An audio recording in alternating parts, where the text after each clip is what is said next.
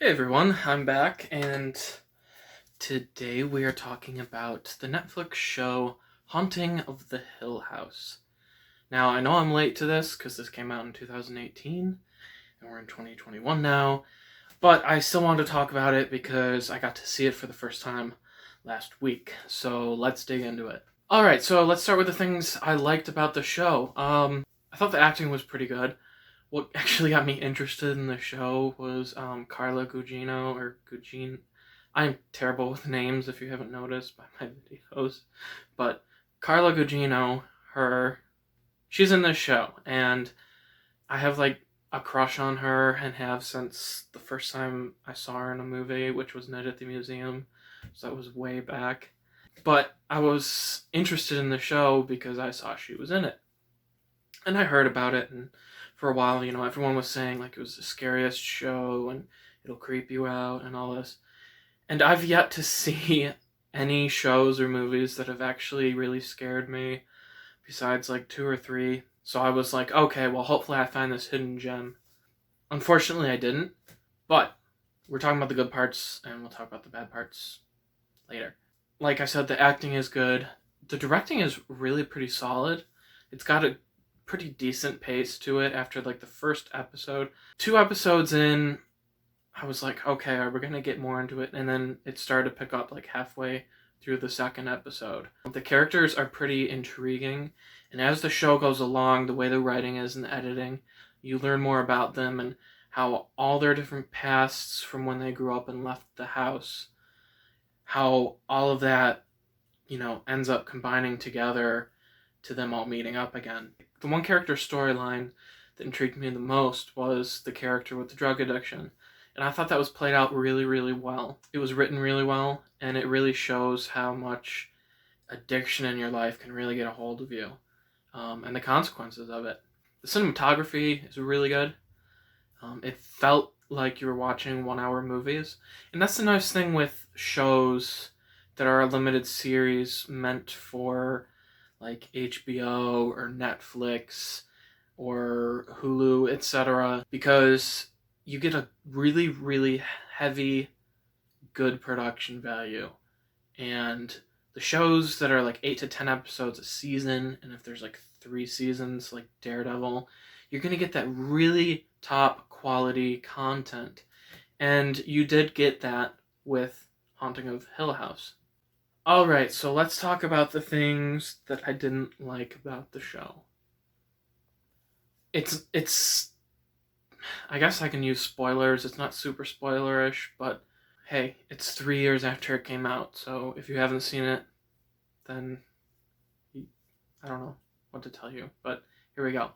It does go into talking about suicide and showing some suicides. So, suicide is a very tricky thing to talk about and show in films and movies. A lot of the time in comedy, it gets played off, obviously, because it's comedy, that it's like meant to be funny. It's really not. It's a pretty serious thing when you really think about it.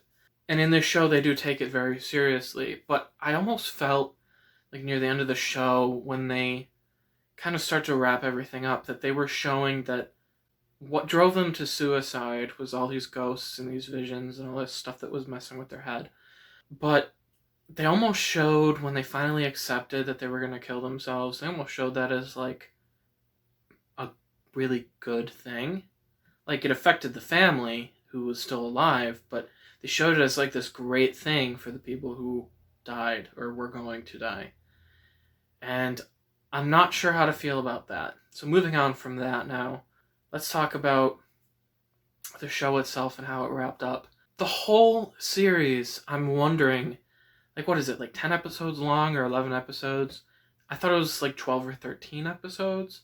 So when we got to episode 10, I'm like, okay, so now they're actually going to finally show us, like, why there are ghosts here, what they're doing, why are they so, like, malevolent, or malevolent? Malevolent? Okay. Why are they so bad? So I'm expecting them to get into this, and they don't. There's just something about shows and movies that when they don't give me that information, it really bothers me. It's like, this is kind of vital to the whole point of the show for me. It's a huge plot point. So why aren't we talking about it? Why aren't you giving me answers that I'm asking for? Like I said, I was on episode 10 and I was like, okay, they're going to wrap it up. We're going to learn about the ghosts in the next couple episodes and then it'll end really well. But it was the last episode and we pretty much didn't know anything. With that being said, the last episode really felt extremely rushed, which I felt could have been avoided. For me, the ghosts, when they showed up, really weren't that scary. I actually thought the guy with the top hat, who kind of like floated along, like his feet never touched the ground, I thought that guy was actually kind of cool. And I was intrigued to like, what does the hat mean? Why does he wear a top hat? Like, what is going on with all this? And we never find out. So it was kind of disappointing, like I said before. I can't necessarily say I would recommend it. I mean, maybe if you're a horror movie fan, you would love it. Personally, like I said at the beginning of this, I've tried watching many, many horror movies, and I've yet to see more than like 2 or 3 that actually like gave me goosebumps or really made me like worried for characters. Personally, I think this show is super overrated, and I'm getting tired of when shows come out, or even movies too, when they come out, and people just overrate them like the best action film of the year. It's like, no, it's not. The scariest show on television right now. Is it? If that's the scariest show on TV, or the scariest movie, then man, the other stuff must really suck, because it just doesn't live up to that hype. So yeah, I wouldn't recommend it, but if you are into that kind of stuff, I mean, it wasn't bad, it just really just didn't do it for me. I can't really think of anything else to say other than, man, the show is depressing. It deals with suicide, family toxicity, romantic issues, emotional distress, drug addiction. I mean, I was like watching it and I'm just like, wow, I need to take a break. So like every couple episodes I'd take a break and watch some of The Office, because that always gets me in a better mood. But yeah, I mean, if you're going to watch this, just be prepared for really dark, depressing subject matter. Alright, so that's my review on Haunting of the Hill House, or Haunting of Hill House. If you've seen it, comment below and let me know what you thought about it. If you have any horror movie recommendations, besides like the classics like Nightmare on Elm Street, Halloween, The Exorcist, if you have something that's kind of rare, that's a good horror movie, let me know, because I'm still trying to find something that really creeps me out. Like The Conjuring, that lived up to its hype for me. I had goosebumps when I watched that movie. And I think it's because I find the spiritual aspect of demons way more creepy than ghosts. Because demons are like inherently bad and ghosts aren't. And we try to figure out why ghosts are bad, and they never answer them in these movies or shows. But demons are straight up bad, so we know they're sinister.